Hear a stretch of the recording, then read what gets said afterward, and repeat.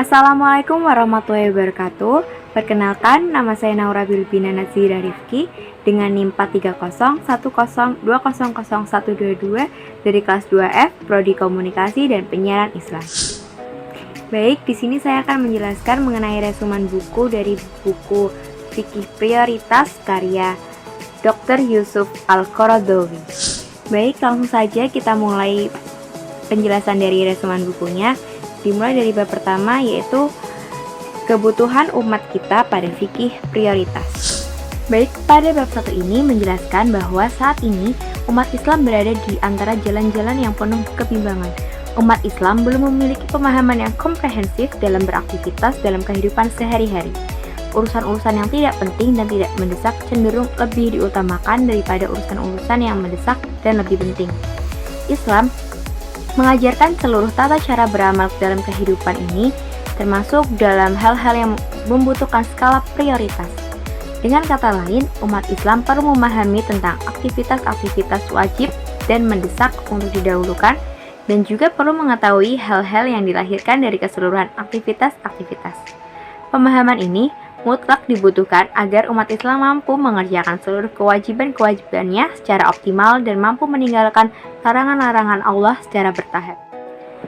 Kasus yang sering terjadi di kalangan umat Islam saat ini adalah banyaknya dari mereka yang mendahulukan perkara-perkara tidak penting dan tidak mendesak di atas perkara-perkara yang mendesak dan lebih penting. Pembangunan di bidang kesenian dan hiburan lebih diutamakan daripada pembangunan pendidikan dan kesehatan. Pengembangan aspek jasmaniah lebih diutamakan daripada aspek-aspek rohaniah. Dengan demikian, bila umat Islam tidak memiliki pemahaman yang komprehensif tentang urutan amal, maka kemajuan Islam tidak akan pernah tercapai. Baik, selanjutnya kita masuk ke resumen bab 2 mengenai hubungan antara fikih prioritas dan fikih lainnya. Fikih prioritas memiliki hubungan yang sangat erat dengan fikih lainnya, terutama fikih pertimbangan. Kaitannya dengan fikih muwazanah atau pertimbangan itu dapat dilihat dari peranan pentingnya, yaitu 1. Memberikan pertimbangan antara berbagai kemaslahatan dan manfaat dari berbagai kebaikan yang disyariatkan. 2. Memberikan pertimbangan antara berbagai bentuk kerusakan, mudarat, dan kejahatan yang dilarang oleh agama. Dan yang ketiga, memberikan pertimbangan antara maslahat dan kerusakan, antara kebaikan dan kejelekan, apabila dua hal yang bertentangan ini bertemu satu sama lain. Kemaslahatan itu ada 3 macam, yaitu kemaslahatan mubah, kemaslahatan yang sunnah, dan kemaslahatan yang wajib. Demikian juga kerusakan, ada 2 macam, yaitu kerusakan yang makruh dan kerusakan yang haram. Dari berbagai pertimbangan tersebut dapat dirumuskan urutan amal atau prioritas mana yang lebih didahulukan atas satu dengan yang lainnya. Baik, selanjutnya kita masuk ke materi bab 3 mengenai memprioritaskan kualitas atas kuantitas. Ini menjelaskan Al-Quran memberikan perhatian yang besar dalam hal kualitas di atas kuantitas. Walaupun keduanya merupakan hal yang diharapkan, apabila dalam kondisi-kondisi tertentu, maka umat Islam harus mampu mendahulukan kualitas daripada kuantitas. Betapa banyak ayat Al-Quran yang menegaskan bahwa kuantitas tanpa kualitas adalah suatu hal yang sangat buruk. Saat ini umat Islam dihadapkan pada persoalan tentang kebanggaan akan kuantitas, sedangkan kualitas cenderung tidak diperhatikan. Fenomena ini dapat memukul mundur Islam dalam pergulatan peradaban. Ini adalah suatu hal yang perlu disikapi secara lebih serius oleh umat Islam itu sendiri. Sirah Rasulullah SAW juga mengisyaratkan perlunya perhatian dalam masalah kualitas daripada kuantitas. Selanjutnya kita masuk ke materi yang keempat, prioritas ilmu atas amal. Dalam masalah ini kita perlu mengetahui bahwa ilmu adalah prioritas daripada amal, karena ilmu akan menuntun motivasi timbulnya suatu amal, sedangkan amal tidak mampu mendatangkan ilmu. Selain itu, pemahaman juga harus didahulukan daripada hafalan belaka, juga prioritas atas maksud dan tujuan hal substantif ketimbang penampilan luar. Kemudian kita masuk ke bab 5 mengenai prioritas dalam bidang fatwa dan dakwah. Dalam bidang fatwa dan dakwah, kita perlu memprioritaskan persoalan yang ringan dan mudah atas persoalan yang berat dan sulit. Berbagai nasihat memberikan petunjuk pada kita bahwa perkara-perkara yang mudah dan ringan lebih dicintai oleh Allah Subhanahu wa taala. Nabi SAW ketika memulai dakwahnya sangat memberikan kemudahan dan keringanan bagi umat. Ketika ditanyakan tentang suatu hal, maka beliau cukup memberikan definisi-definisi sederhana, mudah, dan tidak sulit. Beliau mengarahkan kemudahan untuk mengerjakan hal-hal wajib daripada hal-hal yang sunnah. Islam mensyariatkan hukum-hukum yang khusus pada kondisi-kondisi yang darurat. Sebagai contoh, boleh memakan makanan yang haram pada keadaan-keadaan darurat dan keadaan terpaksa. Di dalam berdakwah dikenal istilah marhalah atau pentahapan. Pengharaman khamar di dalam Al-Quran juga dilakukan secara bertahap. Segala bentuk perintah dan larangan dari Allah harus melalui pentahapan yang sehingga setiap umat muslim pada akhirnya mampu menyanggupi seluruh perintah dan menjauhkan segala larangannya. Ukuran yang benar dalam memperhatikan segala sesuatu harus berdasarkan perhatian terhadap isu-isu yang disorot oleh Al-Quran saja, sehingga kita dengan mudah mengetahui manakah perkara yang diprioritaskan secara jelas oleh Al-Quran dan manakah yang sedikit diperhatikan. Di dalam buku Syekh Yusuf yang lain, dijelaskan bahwa ada seorang ulama yang selalu membahas tentang toharoh atau bersuci secara mendetail dan terus-menerus pada setiap waktu dan kesempatan beliau berceramah. Sedangkan beliau sangat jarang dan seakan-akan melupakan urusan-urusan jihad. Tindakan seorang dai atau ulama yang sedemikian adalah tindakan yang sangat jauh dari sorotan Al-Quran. Apabila diperhatikan dengan saksama, sorotan Al-Quran dalam masalah toharoh atau bersuci ini secara gamblang tidak lebih dari satu tempat saja dalam surat Al-Maidah. Sedangkan masalah jihad selalu dibahas dalam hampir setiap surat di dalam Al-Quran. Inilah yang dimaksudkan tentang bagaimana kita memprioritaskan suatu hal sesuai dengan prioritas Al-Quran dalam mempersoalkan dan membahasnya. Selanjutnya kita masuk ke bab 6, prioritas dalam berbagai bidang amal. Amal-amal yang disyariatkan kepada manusia juga memiliki tingkatan-tingkatan. Ada hal-hal yang perlu disegerakan dan diutamakan, dan ada juga hal-hal yang boleh diakhirkan. Adanya keharusan dalam memprioritaskan amal yang kontinu atas amal yang terputus-putus, dan beratas amalan yang luas manfaatnya atas perbuatan yang kurang bermanfaat, serta prioritas terhadap amal dan perbuatan yang lebih lama manfaatnya dan lebih lama kesannya. Selain itu, prioritas amalan hati atas amalan anggota badan dan perbedaan tingkat keutamaan sesuai dengan tingkat perbedaan waktu, tempat, dan keadaan.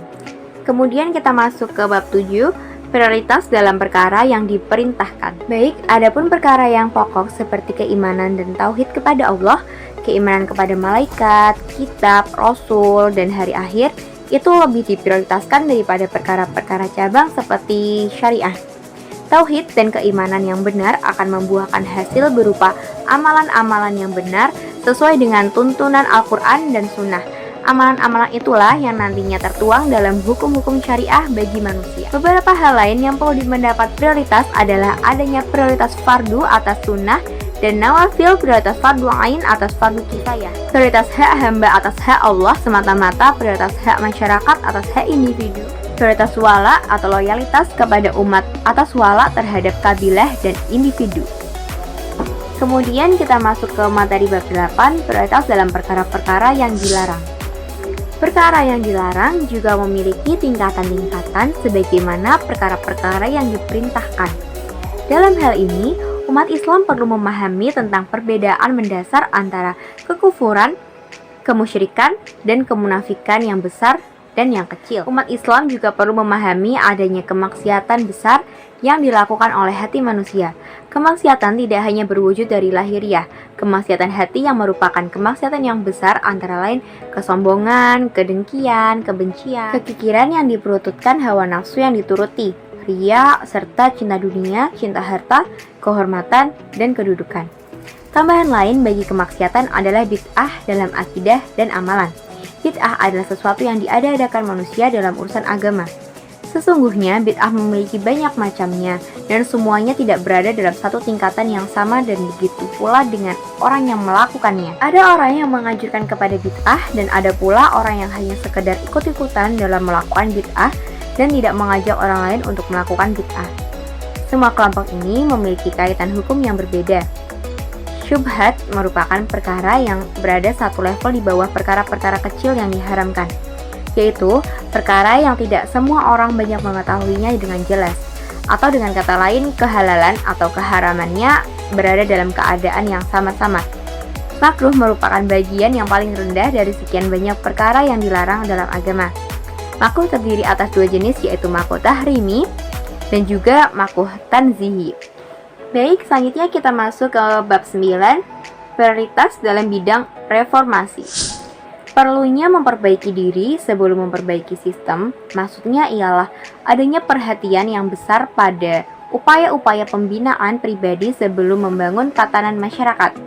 Semuanya harus dimulai dari pembangunan individu yang kelak akan membuahkan hasil yang lebih baik.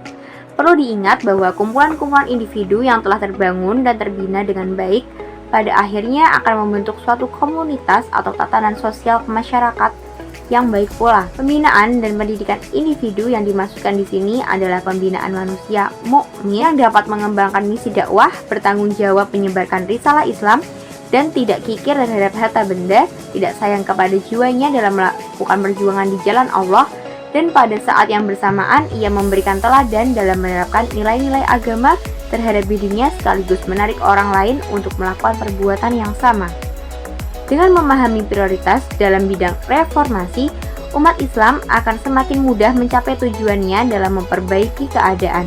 Jadi, bila ingin membangun sebuah sistem kekhalifahan yang luas dan komprehensif, maka perlu melihat skala prioritas yang utama, yakni adanya pembinaan pribadi sebelum berkampanye lebih jauh tentang sistem khilafah yang tidak semua orang cepat memahaminya.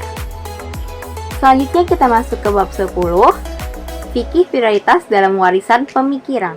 Pada bab 10 ini, Imam Al-Ghazali memberikan perhatian dalam masalah fikih prioritas. Di antara pemikirannya yakni menyoroti betapa banyak orang-orang yang tertipu dalam melakukan berbagai aktivitas dan banyaknya orang-orang yang timpang dalam membuat peringkat amalan syariah. Ulama lain yang mempunyai kepedulian terhadap fikih prioritas adalah Ibnu Taimiyah.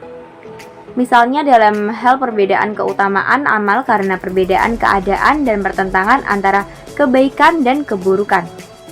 Kemudian kita masuk ke bab 11, fikih prioritas dalam dakwah para pembaru di zaman modern. Beberapa ulama pembaru di zaman modern yang memiliki perhatian dalam masalah ini adalah Imam Muhammad bin Abdul Al-Wahhab, Az-Zaim Muhammad Ahmad Al-Mahdi, Syekh Jamaluddin, Imam Muhammad Abduh, Imam Hasan Al-Banna, Imam Al-Maududi, Asy-Syaikh Syekh Qutb, Ustadz Muhammad Al-Mubarak, Syekh Al-Ghazali. Baik, kita sudah selesai untuk resumen dari 11 bab yang ada dalam buku fikih prioritas ini. Saya kira cukup dari saya. Mohon maaf apabila terdapat kekurangan dan juga kesalahan. Terima kasih. Wassalamualaikum warahmatullahi wabarakatuh.